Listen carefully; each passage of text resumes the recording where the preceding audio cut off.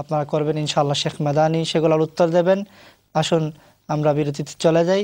এই বিরতির পরপরই আমরা আবার ফিরে আসছি। আশা করছি আপনারা আমাদের সাথেই থাকবেন। আমরা একটি ছোট্ট বিজ্ঞাপন বিরতিতে যাচ্ছি। আসসালামু আলাইকুম ওয়া রাহমাতুল্লাহি ওয়া বারাকাতুহু।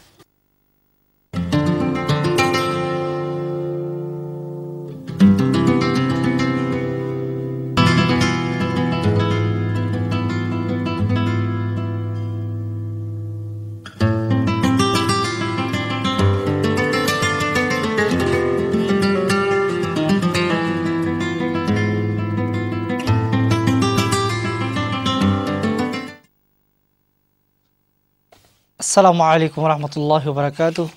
সম্মানিত দর্শক শ্রোতা, আপনারা দেখছেন ইসলাম এসেনশিয়াল। এখানে আজকে আপনাদের বিভিন্ন প্রশ্নের উত্তর দিচ্ছেন আমাদের অত্যন্ত শ্রদ্ধেয় সুপরিচিত ইসলামী ব্যক্তিত্ব, জামিয়াতুল উম্মার প্রিন্সিপাল, দারুল উম্মাহ জামে মসজিদের অন্যতম খতিব শেখ আব্দুর রহমান মাদানী। আমরা বিরতির আগে প্রশ্ন নিচ্ছিলাম এবং আজকে আগেই আপনাদেরকে বলেছিলাম যে আলোচনা চলছে পবিত্র রবিউল আউয়াল মাসে এই বরকত পূর্ণ সময়, যখন রাসূলুল্লাহ সাল্লাল্লাহু আলাইহি সাল্লামের আগমনের পবিত্র পূর্ণ স্মৃতি বিজড়িত এই মাস, এবং এই মাসেই এই পৃথিবী থেকে তিনি বিদায় নিয়েছিলেন। তার ওফাতেরও এই মাস।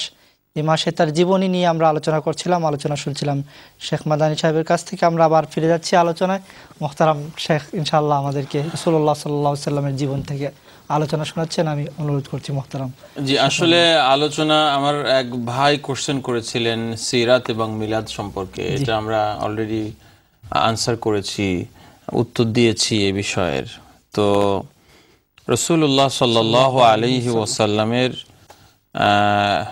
মিলাদ, জন্মের জন্য এবং ওফাতের জন্য আল্লাহ রাব্বুল আলামিন এই মাসকে আল্লাহ তাআলা চয়েস করেছেন। এবং বিশেষ করে আমরা এটা সবাই জানি যে রাসূলুল্লাহ সাল্লাল্লাহু আলাইহি ওয়াসাল্লামের ওফাত 12ই রবিউল আউয়াল হয়েছে। রাসূলুল্লাহ সাল্লাল্লাহু আলাইহি ওয়াসাল্লামের জন্ম কি 12ই রবিউল আউয়ালে হয়েছে না 9ই রবিউল আউয়ালে হয়েছে, এ ব্যাপারে কথা আছে। তবে আমাদের কাছে বেশি ফেমাস হলো, মানুষের কাছে বেশি পরিচিত হলো 12ই রবিউল আউয়ালটা। তো আমি এই মুহূর্তে ফাঁকে ফাঁকে দেখছিলাম যে আমার হাতে আর রাহিকুল মাখতুম আছে, যেটা একটা সিরাতের কিতাব। শুধু নয়, সিরাতের কিতাবগুলোর মধ্যে সর্বশ্রেষ্ঠ কিতাব বর্তমান জামানায় বলা হয় যে 100-র বেশি গবেষণার মধ্যে এটা প্রথম পুরস্কার প্রাপ্ত রাবেতার কম্পিটিশন অনুযায়ী সফিউর রহমান মুবারকপুরীর। তো এখানে আমি দেখছিলাম যে উনি যেটা বলেছেন যে রাসূলুল্লাহ সাল্লাল্লাহু আলাইহি ওয়াসাল্লামের জন্মের ব্যাপারে 9ই রবিউল আউয়ালটাই 12ই রবিউল আউয়ালের থেকে বেশি স্ট্রং, এটা বলেছেন আর কি। তো অনেক শ্রোতা দর্শকদের কাছে হয়তো এটা একটু অকওয়ার্ড মনে হতে পারে যে সারা জীবন আমরা শুনে আসলাম 12ই রবিউল আউয়াল, এখন ওনারা দেখি 9ই রবিউল আউয়াল বলেন। হ্যাঁ, 12ই রবিউল আউয়ালের কথা আছে, কিন্তু হিসাব কিতাবে দেখা যাচ্ছে যে 9ই রবিউল আউয়ালটা বেশি স্ট্রং। এবং রাসূলুল্লাহ সাল্লাল্লাহু আলাইহি ওয়াসাল্লাম দুনিয়াতে আসার সাথে সাথেই আল্লাহ রাব্বুল আলামিন সারা দুনিয়াকে জানান দিয়ে দিচ্ছেন যে দুনিয়াতে পরিবর্তনের সুর বাজবে। কে আসে সাড়া পড়ে যায়, কে আসে নতুন সাড়া, জাগে সুষুপ্ত মৃত জনপদ, জাগে শতাব্দী ঘুমের পাড়া। জি, সম্ভবত একজন কলার আমাদের সাথে আছেন কথা বলার জন্য অপেক্ষায়। আমরা এখন যাচ্ছি ওনার দিকে। আসসালামু আলাইকুম রহমতুল্লাহ। ভালো আছেন ইনশাআল্লাহ? কন্ট্রোল রুম থেকে আপনার মাদানী সাহেব দেওয়া হবে। আপনার কোনো কোয়েশ্চেন নেই? যে অন্য একজন কলার লাইনে অপেক্ষা করছেন, আমরা সম্ভবত হারিয়ে ফেলেছি। ইনশাআল্লাহ নিয়ে আবার ফিরে আসবেন। আমরা আলোচনায় ছিলাম নবীজির জীবনী সম্পর্কে।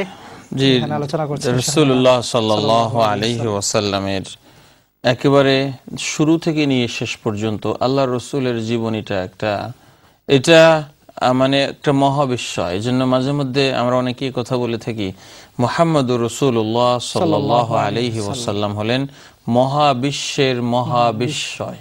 সুবহানাল্লাহ, সুবহানাল্লাহ। আল্লাহর নবীর থেকে এত বড় সারপ্রাইজিং আর কিছু নাই। এবং সারা দুনিয়াকে তিনি যেভাবে পরিবর্তন করেছেন, শুধু আমরা কেন, নন মুসলিমরা পর্যন্ত, মাইকেল হার্টের মতো মানুষরা পর্যন্ত তারা চিন্তা ভাবনা করে দেখেছে যে সবার আগে নাম্বার 1-এ যেই ব্যক্তিকে রাখতে হবে তিনি হলেন মুহাম্মদুর রাসূলুল্লাহ সাল্লাল্লাহু আলাইহি ওয়াসাল্লাম। এটা একটা স্বীকৃত সত্য, সারা পৃথিবীতে এটা স্বীকৃত সত্য কিয়ামত পর্যন্ত। এবং রব্বুল আলামিন তাকে এত মর্যাদা দিয়েছেন, ওয়া রাফা'না লাকা যিকরাক, মর্যাদা দিয়েছেন। পৃথিবীতে এমন কোনো মুহূর্ত নাই যখন নবী মুহাম্মদুর রাসূলুল্লাহ সাল্লাল্লাহু আলাইহি ওয়াসাল্লামের নাম উচ্চারিত না হয়। সুবহানাল্লাহ। আজান তো প্রতি মুহূর্তেই হচ্ছে, কারণ এক এক দেশে নামাজের সময় এক এক সময় হয়। আল্লাহ রাব্বুল আলামিনের ফয়সালা, আজানের মধ্যে নবী মুহাম্মদুর রাসূলুল্লাহ সাল্লাল্লাহু আলাইহি ওয়াসাল্লাম এসে গেছেন, আশহাদু আন্না মুহাম্মাদার রাসূলুল্লাহ। প্রতি মুহূর্তে আল্লাহর নবীর নাম উচ্চারিত হচ্ছে। আল্লাহর নবীর উপরে দুরূদ পড়াটা আল্লাহ রাব্বুল আলামিন আমাদের জন্য ওয়াজিব করে দিয়েছেন, ফরজ করে দিয়েছেন, অর্ডার করেছেন আল্লাহ। সুবহানাল্লাহ। ইন্নাল্লাহা ওয়া মালাইকাতাহু ইউসাল্লুনা আলান নবী ইয়া আইয়ুহাল্লাযীনা আমানু সাল্লু আলাইহি ওয়া সাল্লিমু তাসলিমা। আল্লাহুম্মা সাল্লি আলা মুহাম্মাদ ওয়া আলা আলি মুহাম্মাদ কামা সাল্লাইতা আলা ইব্রাহিম ওয়া আলা আলি ইব্রাহিম ইন্নাকা হামিদুম মাজিদ। আল্লাহ নিজে রহমত পাঠান, ফেরেশতারা আল্লাহর রাসূলের জন্য দোয়া করেন, আর আমাদেরকে বলেছেন আমরা যেন রাসূলুল্লাহ সাল্লাল্লাহু আলাইহি ওয়াসাল্লামের উপরে সালাত এবং সালাম পাঠাই। তাহলে আল্লাহর নবী আমাদের হৃদয়ের সাথে জড়িত, আল্লাহর নবী আমাদের অস্তিত্বের সাথে জড়িত, আল্লাহর নবী আমাদের জীবনের সাথে জড়িত, আল্লাহর নবী আমাদের আবেগের সাথে জড়িত, আল্লাহর নবী আমার সাথে জড়িত, আমার ফ্যামিলি, আমার সমাজ, রাষ্ট্র, আমি যেখানে আছি মুহাম্মদুর রাসূলুল্লাহ সাল্লাল্লাহু আলাইহি ওয়াসাল্লাম তিনি সেখানে আছেন। সুবহানাল্লাহ। আল্লাহর নবী সর্বত্রই থাকবেন। আমি একটা বিষয় আজকে বিশেষভাবে কথা বলতে চাই, সেটা হলো যে আমাদের ছেলেমেয়েরা অনেকেই অনেক ফুটবল স্টার, ডেভিড বেকহাম, অথবা ক্রিকেট স্টার, অথবা সিনেমার অমুক তমুক 50 সেন্ট, আরও কত কি আছে, আমি তো সব কিছু নামও জানবো না আসলে, তাদেরকে মনে করে রোল মডেল, এবং তারা যেভাবে চুল কাটে এরা সেইভাবে চুল কাটে। এখন কোশ্চেন হলো আমরা কিভাবে আমাদের ছেলে